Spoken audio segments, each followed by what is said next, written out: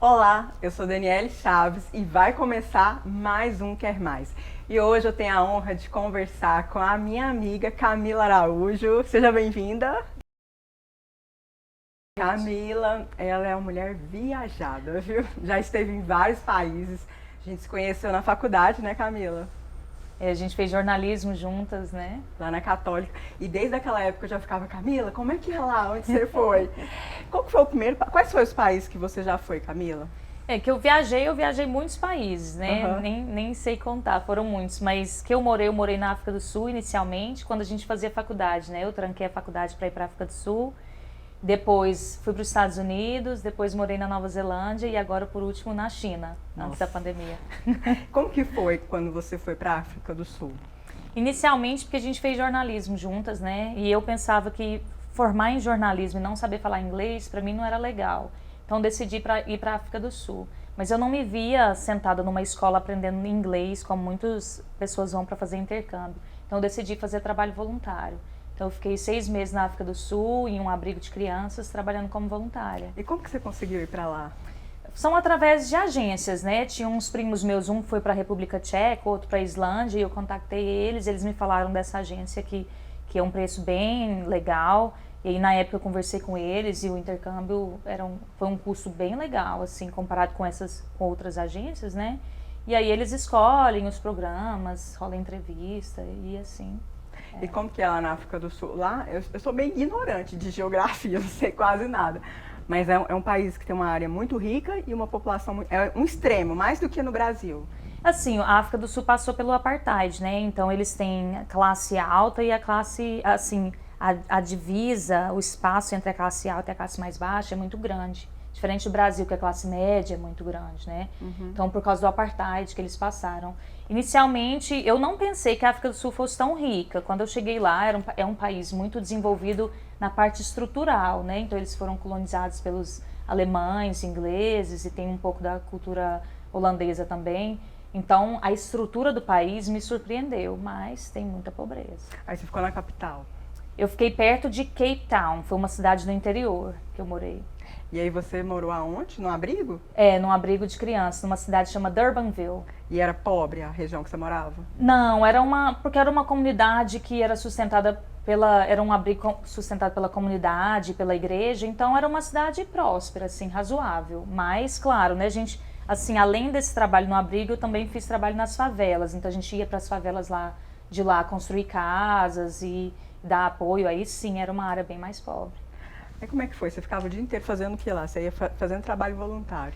Quando a gente chega, a gente recebe qual que é a nossa função, né? Então tinha uma das casas, que eram as casas de meninas, que eu era responsável. Então eu chegava de manhã, ajudava a preparar o café da manhã para elas irem para a escola.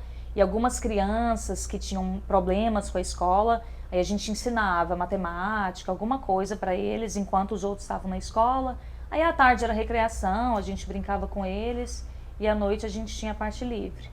Eu lembro, gente, que quando ela era uns 20 quilos, uns 15 quilos mais gordinha, né? Aí ela falava, Daniele, lá eu comi muito produto vencido, por isso que eu engordei.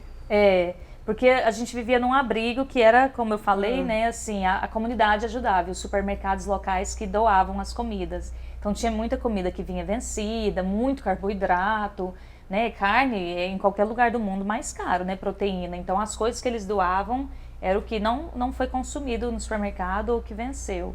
E aí, nesses 6 meses, eu engordei 8 quilos. 8? Nossa, gente, ela era bem cheinha. Isso é verdade mesmo. Eu trabalhava num abrigo que ele ganhava... No abrigo não, numa casa de criança, lá em Anápolis.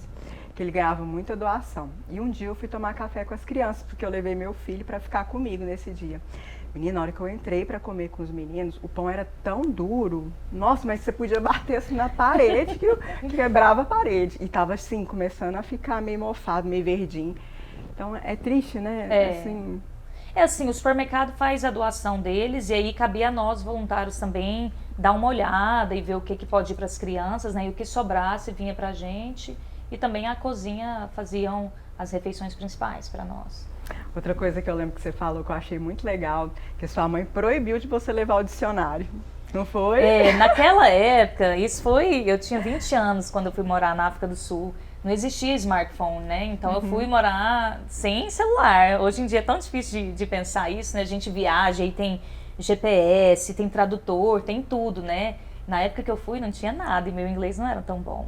E aí minha mãe falou, não, pra que levar dicionário? Você vai se virar lá. E me virei, mas no começo foi bem difícil. Aí ela falava, Dani, quando eu tiver uma filha, nunca que eu vou fazer isso, eu vou falar pra ela levar o dicionário. Minha mãe é doida. Minha mãe é bem aventureira também, né? Mas hoje em dia é muito mais fácil, né? Tem tudo no celular, muito mais fácil. E você voltou com inglês bom? Razoável. Eu ainda senti que eu precisava melhorar meu inglês, que aí foi quando eu decidi ir para os Estados Unidos. Os Estados Unidos foi o segundo país que você morou? Aí conta essa experiência, pra onde você foi?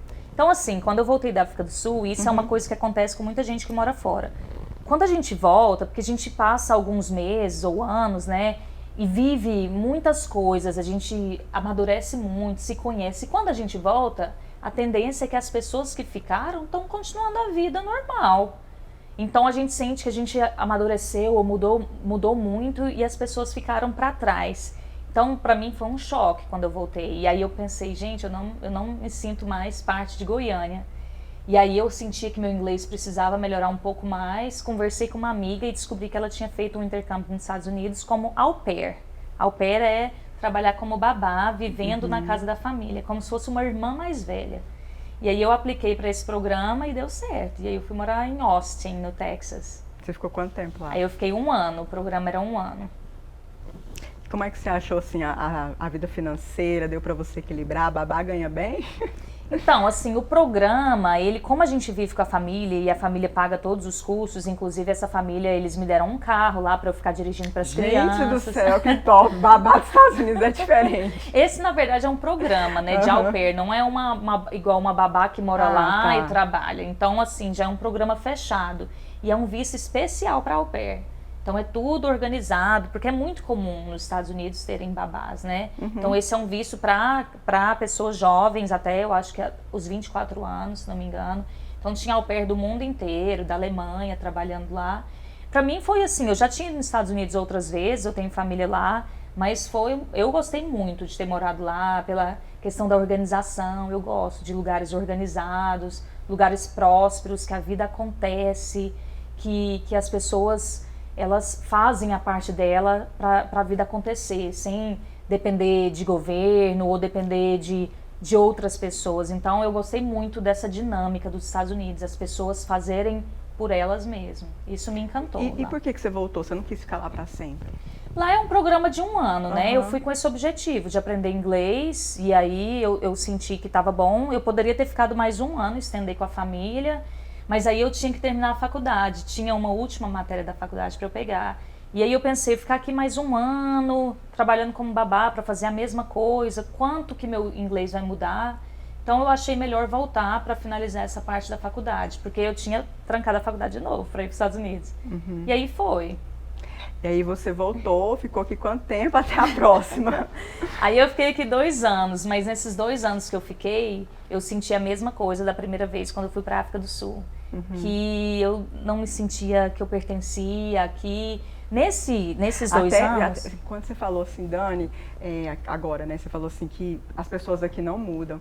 Eu lembro de você falar pra mim que você não julgava as pessoas. Porque, não sei se foi lá na África do Sul, ou se foi nos Estados Unidos, ou na Nova Zelândia que você vai contar, que tinha uma menina que era muito seca, parece. Só que não é que ela era ruim, é porque é o jeito das pessoas, não é? É isso, e quando a gente mora fora, a gente aprende a ver que cada cultura é cada cultura, né? Assim, a gente tem o nosso jeito de ser de brasileiro, é o jeito que a gente é criado, a nossa cultura, e cada lugar tem a sua, né? Então, você chegou a ser facilita. maltratada em algum lugar? Todo lugar tem, né? As pessoas assim mais difíceis de lidar, assim como no Brasil, né? Às vezes a gente está dirigindo, uma pessoa tá irritada e aí buzina ou xinga, e assim não é diferente fora também, né? Então acontece. Como que o Brasil é visto lá fora? Depende do país. Na África do Sul eles amam, chegavam, queriam me abraçar, jogar futebol e falavam o nome dos jogadores da época. Nos Estados Unidos eles já estão acostumados com os brasileiros morando lá, então tem um pouco do Brasil ser visto como um país perigoso, a cultura do carnaval e o futebol. Na Nova Zelândia é um país muito longe, então eles conhecem muito pouco de outros países, né? Eles são assim um pouco, não sei se é alienados, mas eles estão tão isolados que eles nem sabem onde fica o Brasil, né? E na China, assim, eles têm a visão da natureza, né? Da nossa culinária, não tem tanta essa visão só do carnaval. Mas também sabem do futebol, né? Essas coisas que a gente mostra pro resto do mundo. Agora conta da Nova Zelândia, então. E aí, quando eu voltei, né, dos Estados Unidos, eu comecei a dar aula de inglês aqui. E aí, eu me encontrei na sala de aula e foi quando eu decidi abandonar o jornalismo. Na mesma época, quando eu voltei dos Estados Unidos, eu comecei a trabalhar numa televisão, num programa de entretenimento e comecei a dar aula. E aí, eu pude comparar que, pra mim, eu gostei muito da área de línguas. E aí foi quando eu decidi ir para Nova Zelândia para me especializar. E eu fui fazer negócios internacionais focado no mercado asiático para poder seguir essa área de inglês para negócios e fui fazer uma especialização para ser professora de inglês como segunda língua. Mas lá na Nova Zelândia, porque eu já tinha um sonho de morar na China. Quando eu morava nos Estados Unidos, eu já pensava em ir para a China. Por quê? Não sei, desde criança eu Porque tinha é muito alguma coisa exótica, com né? essa Não. cultura oriental, não sei. Gente, a hora que ela chegou, eu falei, seu olho puxou. Aí que ela foi pra China, eu falei, nossa, deve ser a comida, porque o olhinho dela tá Às vezes por causa da franjinha. Não, tá parecendo... Pode ser.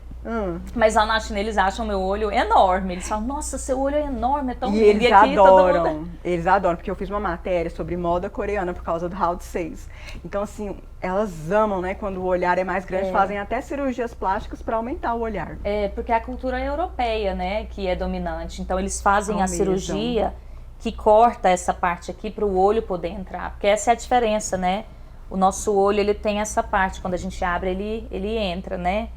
E pra eles não, vem daqui direto a pele até aqui. Então eles acham que não é bonito. E é uma bobeira, né? Porque é a identidade deles, eu acho lindo. Aí estava lá na Nova Zelândia. Foi, aí na Nova Zelândia, quando eu estava estudando na universidade, dando aula lá, nesse curso que eu estava fazendo de inglês, meu professor falou, Camila, pode ir pra China, você é uma ótima professora, você vai conseguir emprego. E aí eu apliquei para um monte de escolas na China e comecei a fazer entrevista com um monte, várias oferecendo propostas. E aí foi quando eu vi, nossa, eu tenho potencial. E aí fiz várias entrevistas em diferentes lugares da China. Eu queria Pequim, porque é a capital, né? Assim, queria um lugar que tivesse mais estrangeiros, para também não ter um choque de cultura tão grande e que eu pudesse fazer mais coisas na cidade, né? Não ficasse isolada no interior. E aí deu certo. Deu? Que legal! Consegui um emprego. Só porque você foi pra lá na pior época, né?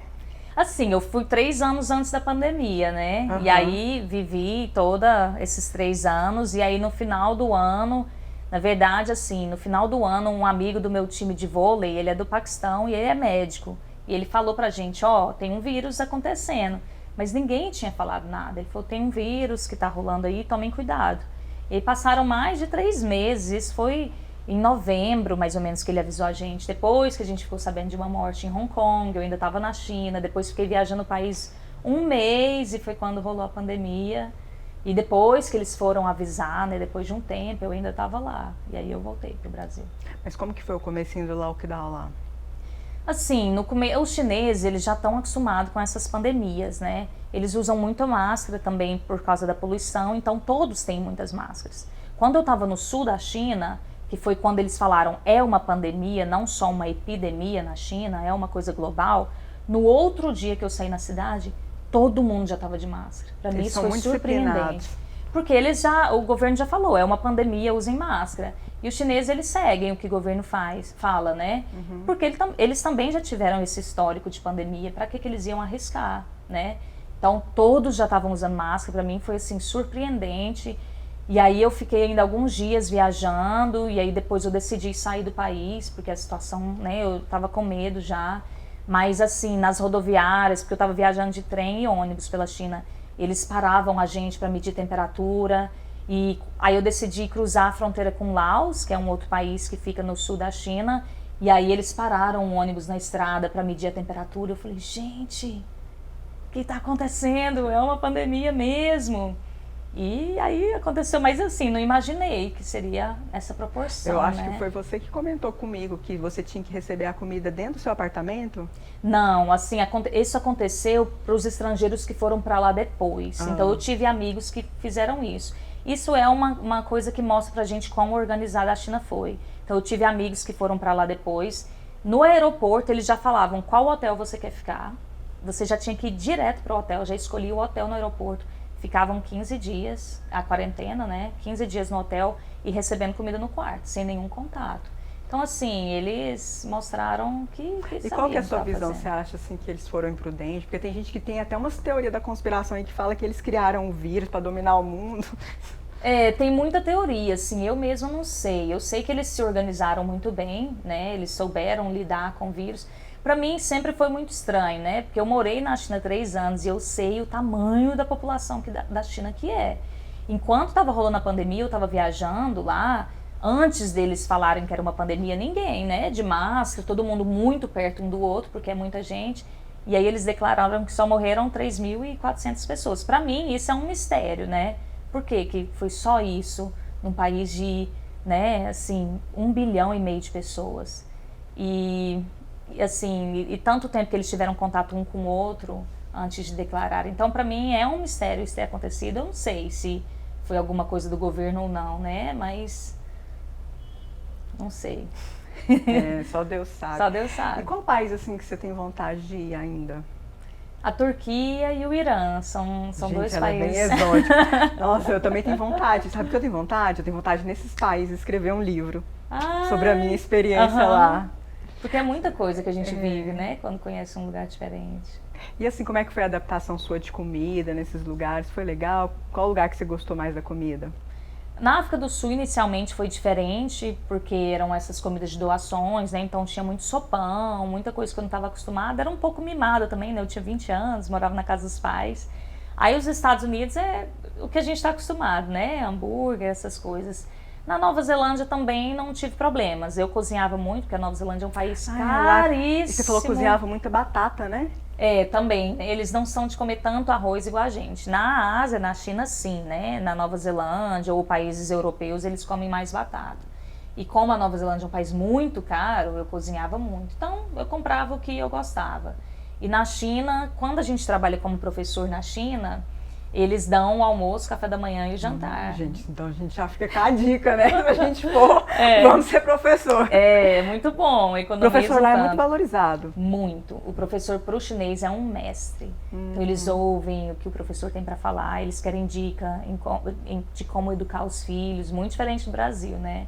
A China, o professor é um verdadeiro mestre. E você não sentia saudade da sua família, tipo Natal, Dia das Mães? Eu senti, às vezes, assim, eu sempre fui uma pessoa muito desapegada, né? Desde criança a gente sempre mudou muito de casa, sempre viajou muito, então eu sempre fui muito desapegada com as pessoas. E às vezes eu sentia falta deles, por exemplo, Natal a gente ligava por chamada de vídeo, eu sentia falta, mas assim, eu sempre senti que isso é uma fase. Para mim, tudo foi fácil na minha vida de passar por coisas, porque eu sempre tenho isso. Isso é uma fase, vai passar. Então, enquanto eu tô aqui, vou aproveitar esse momento. Porque se eu voltar, o que eu vou fazer lá? Vou estar feliz lá ou não? E meus pais também me apoiam muito, né? Eles acham, vai mesmo? Bom que a gente te visita. É isso mesmo. Ai, Camila, infelizmente nosso tempo aqui acabou, mas foi tão bom a nossa conversa, te ver, né, agora que já passou tantos anos que a gente se formou, né? Eu formei em 2011, você formou em quando? 2010. 2010. E a gente seguiu caminhos diferentes, mas hoje ela está aqui para contar a experiência. Deixa aí suas redes sociais pro pessoal te seguir para ver aonde você vai? Na Turquia, no Irã? No Irã, quem sabe? Quero viajar a muitos lugares ainda. Grata pelo convite, foi um prazer estar aqui com você. Meu Instagram é Cami, de Camila, né? C-A-M-I, Kiwi, a fruta kiwi. Então, Cami Kiwi. C-A-M-I-K-I-W-I. Obrigada. E eu estou em todas as redes sociais, você me encontra no Spotify, esse programa você pode ouvi-lo lá também. No YouTube, já se inscreve aqui no canal, TikTok, Quai, Instagram, em tudo, é Daniele Chaves. Esse programa foi gravado em Goiânia, estamos mudando, aqui no bar The Rock. Tem a filmagem e edição de Weber Oliveira. Até o próximo. Tchau!